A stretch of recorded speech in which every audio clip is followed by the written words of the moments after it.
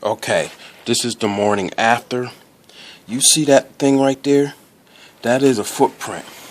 That is where my leg went in as I tried to step outside the door. I am telling you right now, that is at least up to my knee, which would be, about 3 feet. That is 3 feet on the porch. If you look out going towards, you see that mound right there? I am not kidding you.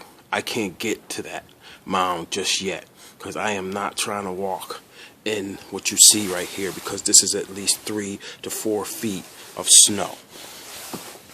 I am looking at that mound, and guess what is under that mound? I kid you not. My car is underneath that mound right there. Have no clue how I'm going to get out, how I'm going to get it out. I'm going to have to find me some young people that's about getting ready to shovel. You see that fence? That is I believe a 6-foot fence.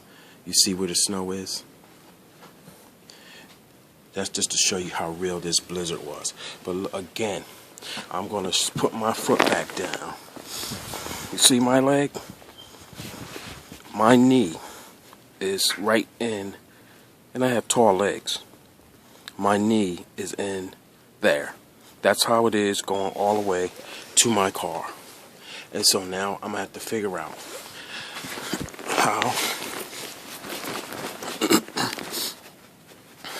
how to get to my car. Yes, this is the aftermath of the storm. This is no joke.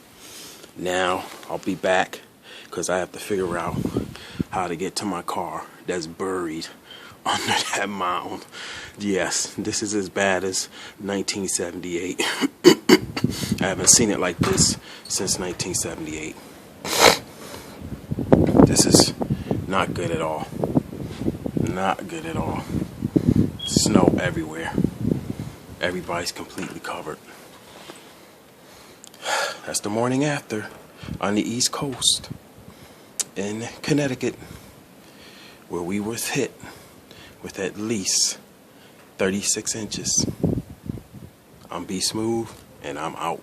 Because now I gotta go try to figure how to dig my car from that mound.